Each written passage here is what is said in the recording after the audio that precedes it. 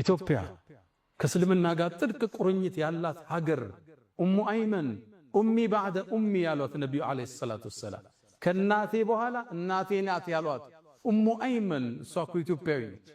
እኛ እኮ ነቢዩን ያጠባችው እናታችን ነች። በነቢዩ ደም ውስጥ የሀበሻ ደም አለ። እኛ ከነቢዩ ደም ጋር ተቀላቅለናል። ከጅማታቸው ጋር አብረን ተሰፍተናል። ኢትዮጵያና እስልምና አንድና ያው ናቸው፣ ሚለያዩ አይደለም። ኢትዮጵያ የቢላል ምድር ነች። የነቢዩ ዓለይሂ ሰላቱ ወሰላም የመጀመሪያው ሙአዚን ቢላል ረዲየላሁ ተዓላ አንሁ። ምን ነው ቢላል ኮቲህን ጀነት ውስጥ ሰማሁት እሳ የተባለለት ቢላል። የሰው ልጆች ሁሉ ጀነትን ይናፍቃሉ፣ ጀነት ደግሞ ምትናፍቃቸው ሰሃባዎች አሉ ተብለው ከተጠቀሱት ውስጥ አንዱ ቢላል ይገኝበታል። እኛ ጀነትን እናፍቃለን፣ ጀነት ደግሞ ቢላልን ትናፍቃለች። የሱ ምድር ነች ኢትዮጵያ።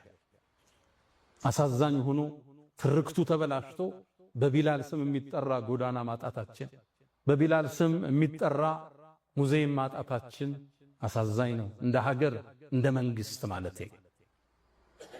ቱርክ ውስጥ ብትሄዱ ከኛ በኋላ 400 500 ዓመት እስልምና የተቀበለው ቱርክ ውስጥ ካሏት 85,000 መስጊዶች ውስጥ በርካቶችን ቢላል ተብለው ተሰይመዋል።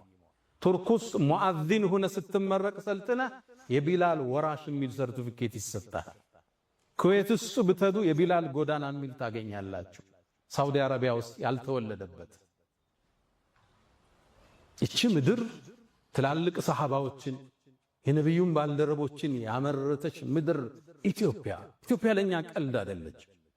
ለሌላው ዘፈን ማሻሻጫ ነች፣ ሌላው ስልጣን ማጽኛ ነው፣ ለሌላው የፖለቲካ ካርድ መሳቢያ ነው። ለኛ ግን የነብዩ አደራ ነች። እኛንን የመጀመሪያው አንሷሮቹ ሙሃጅርና አንሷር እንሰማለን። ከመካ ተሰደዱ ወደ መዲና ስደተኞች አሉ፣ ሙሃጅር አንሷር አሉ፣ ዲኑን የረዱ። እኛንን ግን የመጀመሪያው አንሷሮች ለዚህ የነብዩ ሰሃባ ባልደረቦች የተቀበልን። ኢትዮጵያ 31 ሰሃባዎች ከርሰ ምድሯ ውስጥ አጸደገላቸው አረፏል። 31 ሰሃባ እንደተቀበሩ ታውቃላችሁ? ይህን ታሪክ ማን ያወራል? ቱርክ ውስጥ አንድ ሰሃባን የተቀበረው ኢስታንቡል ጫፍ መግቢያ ላይ አቡ አዩብን አልአንሳሪ እዚህ ኹጥባ ላይ አንስተነዋል። ቱርኮቹ ይሄን አንድ ሰሃባ አገኘን ብለው ሱልጣን የሚል የነገስታት ማዕረግ ሰጠውት፣ ዘበኛ አስቀምጠውለት፣ መስጂድ ከጎን ሰርተው አሁን የሚጎበኝ የቱሪስት መስህብ አድርገዋለች። ቻይና ውስጥ ያለው አንድ ሰሃባ ነው። እሱ ግን ተካብዶ ኢንሳይክሎፒዲያ ውስጥ ታገኙታላችሁ። ኢትዮጵያ 31 ሰሃባዎች ያረፉባት ምድር ነች።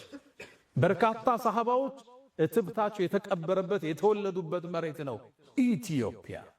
ለኛ ኢትዮጵያ ቀልድ አይደለች። የነብዩ አደራ ነች። የነብዩ ሰሃባዎች አሻራ ያለበት ምድር ነች ኢትዮጵያ ስትባል።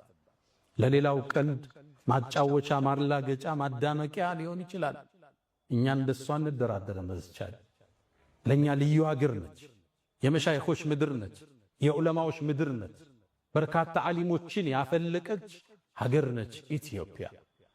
እቺ ምድር ከኛ ጋር ሲታወስ ትልቅ ቁርኝት አላት። ይህን ታሪኳ ግን ዛሬ ተቀብሮ አግላይ ጸሐፊዎች ጽፈዋት ኢትዮጵያ የሆነ ቀለም እንድትዝ የሆኑ ሰዎች ውርስ ብቻ እንድትመስል አንዱ መጤ ሌላኛው ደግሞ ባለርስት ተደርጎ እንዲታሰብ ተደርጓል።